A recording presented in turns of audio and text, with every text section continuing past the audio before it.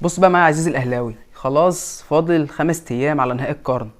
ده النهائي اللي هيحسم وهينهي كل حاجه. لما تاخد البطوله وتهيمن وتسيطر على القاره 5 6 7 10 سنين قدام، لما تخسر البطوله وساعتها ما عندناش تقدر نتكلم ونقدر نقول حاجه.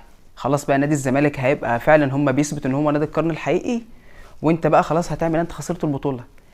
فلازم حتما ولا بد لازم نكسب البطوله. تمام. وانا جالك النهارده بالتشكيله، يعني 99 و9.5 دي التشكيله اللي هتبدا من الكنترول. بص التشكيله باذن الله كالاتي: عندك الشناوي في حراسه المرمى، قدامه ياسر وايمن، الاثنين دول لا غنى عنهم. عندك معلول ومحمد هاني. في نص الملعب للاسف وليد سليمان واليو ديانج غيابه عشان اصابه بالكورونا. ان شاء الله نأدي اداء كويس وغياب اليو ديانج ما ياثرش على نص الملعب. في نص الملعب هيبقى حمدي والسوليه، قدامهم قفشه، على الوينجين الشحات واجاييه، المهاجم المحطه، المهاجم اللي هيجيب الهاتريك، هو الهاتريك بتاعه الماتش ده مروان محسن. فان شاء الله نأدي اداء كويس، وباذن الله البطوله للاهلي. ونتيجه بقى، اتوقع النتيجه، واي حد يتوقع النتيجه يقول لي ايه في التعليقات.